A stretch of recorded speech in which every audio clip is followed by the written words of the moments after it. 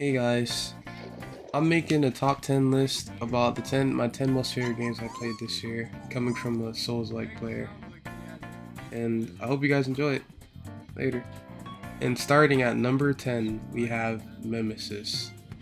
Man, where do I begin? That game was like terrifying. It did so many different things of just trying to survive and like live in a horror game, like being in a survival horror game. It was just amazing. Like the experience of just trying to survive with your friends, looting, and just trying to make sure that you can survive and outlive the days. And you only have 3 days to try to survive. And if you don't, you just die. You just have to restart completely. It's a really fun and just really different game compared to like the others, like kind of like Repo. To me, I like it better than Repo. And it was a game that really surprised me. I didn't think it'd make the top 10, but it made the list. And I also have a horror channel if y'all ever want to check that out. For the people that don't watch it. I don't know. And there's just a lot of creative freedom that like you could just tell that they enjoyed the game. You can just tell that they definitely loved the game. It was just so fun and enjoyable. Like all the small quirks that they did with the game really just almost revolutionized the game, but something about it's just different. It just pops out where it's like, damn, that is a fun game. And they did an amazing job of doing little quirkiness of just having a system. I don't know, I just enjoyed the game a lot, and it was pretty scary with like the cat demons and the burglars, and then the random just stuff happening out of nowhere. It was an amazing experience. Hopefully, I'll get to play some time again with some friends. Ah, then at number 9, we have the first Berserker Kazan. Sadly, I actually never got to beat the game yet, and I actually never uploaded any gameplay to the channel, which is kind of crazy. Cause like it was always in a weird spot where I was still trying to play Liza P, beat the DLC, and then a lot of things just corrupted my schedule, and then like life stuff. So then it was just it was a lot, but I plan to one day finish it. Not now, well one day maybe. I don't forget about the game. But honestly though, it was a great game. I didn't really like the cartoonish style of it, but like the combat and the gameplay felt really good. Like it was really fresh. It just felt really good. Like the gameplay hit, everything about it hit. Like there was just a lot of great stuff about it that really did something different from the genre. And it was a really good hit. Like it's a very, very good game. I recommend for sure. It gets the number 9 spot for sure. And yeah. At number 8, we have Wu Chang Fallen Feathers. Man, I would not lie to y'all. Wu Chang, to me at least, I liked it. I won't say way better than First Berserker Kazan, but I definitely enjoyed it. Like the combat was like more of my taste, where it was fast. It was pretty fluid. There was some jankiness, but I won't lie. It was a great game overall. Besides that one lady with what is that one lady's name? She was insane. Where you fight her in the water. I forgot her name. I think I have gameplay of it still. I hope I do. And then dog, that boss was insane. That boss was hard, and I sadly never got to finish it. I don't remember if I said that or not, because I am still sick. Yeah, I have been sick for this long. Yo, hope you guys are doing well during these holidays. Hope y'all are doing well, using time with your family and doing good. And yeah, Wu Chang Fallen Feathers was a golden game. And I think like that update made it like 10 times worse if I remember. And I hope it didn't, but I think it did. Let me know in the comments. And yeah, on to the next. Number 7, we have Dark Hours. Dark Hours was pretty goated, I would not lie. That game is like so much fun. You're basically going into a house and you're breaking into like these different buildings or places, but then there's like different monsters that can come, and they come at random. You don't know what it is, and you're just in there stealing stuff with your friends, and you can either sabotage or betray them at the same time trying to get the heist done. And it's just a beautiful mix of just like the stealing part I love because it comes from like Sly Cooper, or at least like I get vibes of like, I just get memories of just like playing Sly Cooper when I was younger, so I just love that part where like you kind of have to be sneaky because there's some elements where you gotta hide or break into stuff without and get breaking the alarm off. Like it's really cool. But then the cool element is that like it's a horror game, so where you have to hide from monsters and run from them, or have to use gadgets to flee from them. It's a great game. I wish I could play it more often. My friend group is inconsistent as hell. But oh my gosh, man, the memories, the amount of times like I cried laughing on that game is a top 5 experience, man. It would go higher if not for just the great games I played in the list below. Also, if you guys are new, I'd love for y'all to like click that subscribe button, hit the bell. I'm gonna try to be more consistent this year, a lot more consistent with videos. And I just wanted to say thank you, and let's get on to the next part. At number 6, we have Dark Souls 2. It was actually the first time I ever played Dark Souls 2. Well, I played it like around like 2024, but I kept taking breaks because I hated the game, but I actually didn't really finish it until like 2025. So I'm still counting it, since technically a majority of my playtime was in 2025. So I'm still gonna count it as me playing in 2025. And then man, Majula is the greatest hub area in all of Souls. It's just a goat. It's just so goated.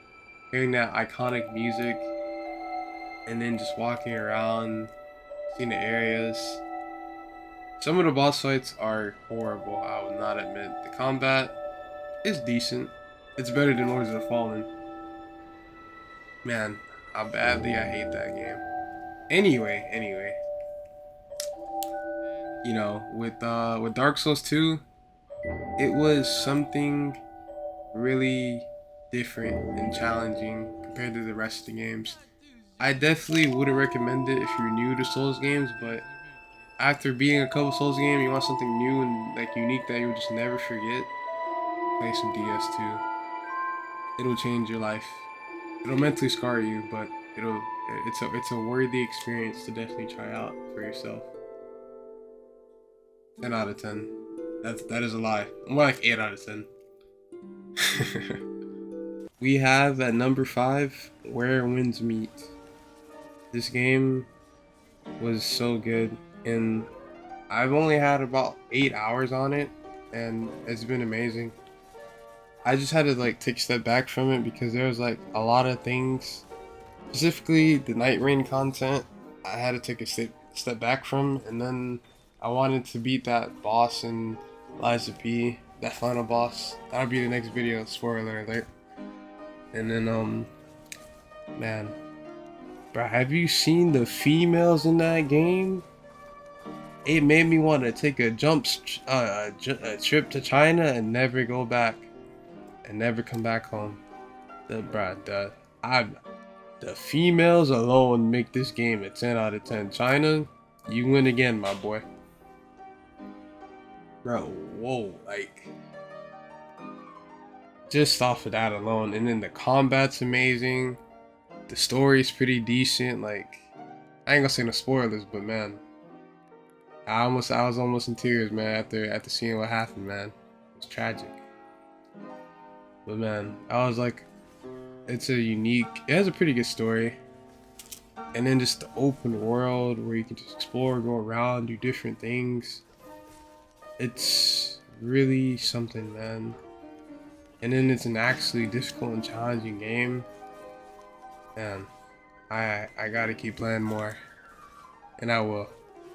And let me know if you guys want to see some Where Winds Meet content as well. You know, I'll definitely drop some if I get asked about it. And if also as well, You guys have any recommendations on like what video I should make next or game I should play? Just let me know in the comments below. I got y'all. We have at number 4, League of Legends. I know. Before y'all, go crazy about me. It came out in 2009. I started playing, and like, it's one of my most played games, and like, I just enjoy the game a lot with just the creativity. We're doing many different things, but then like it's the strategy as well too. Like even just watching Cody games or just watching Kadro, like watching him like play and just think out the game, and then just watching like Faker and all the goated Korean teams like Gen.G, T1, KT, like all them boys just dog it out, like Dogamo, like Doggo, and even like the China teams, bro, they're all just so goated at the game. Like it's just fun to watch. And just like League in general is just like, I'm really excited for the new season. I hope like it's back to the old League where it's more about just having fun, more fun, and being more creative with your builds depending on like the team comps around you. And I hope that happens because like it's a really fun game. I might even make content on it, maybe. I don't know where I would put it, either on this channel or on my side chick channel. My horror channel. I just called it my side chick. That's crazy. And yeah, I think that's about it for this one. At number 3, we have Elden Ring Night Rain. Oh my gosh. This game is peak cinema. I hope this game didn't come out in 2024 and I just forgot. Nah, no way, right? Hey, editor Splash, put the date for Night Rain just so I don't forget, so I have facts and evidence. But yeah, Night Rain, man.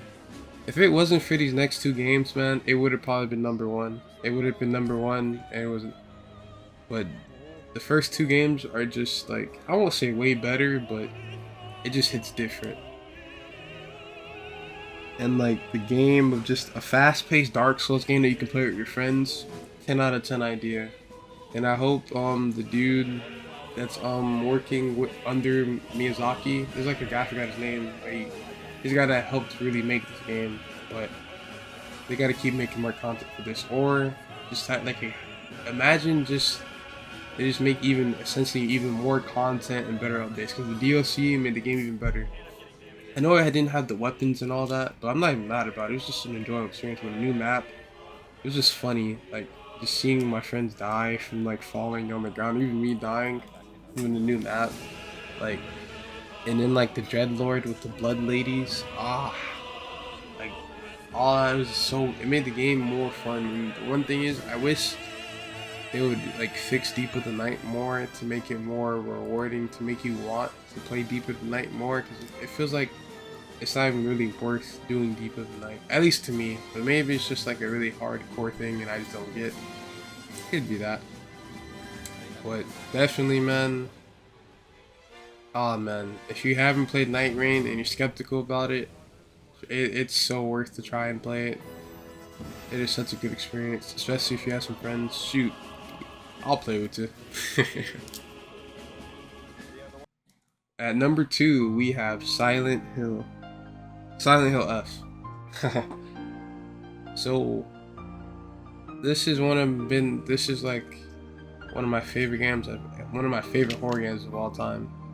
Like, it is disgustingly good. Iniko is amazing.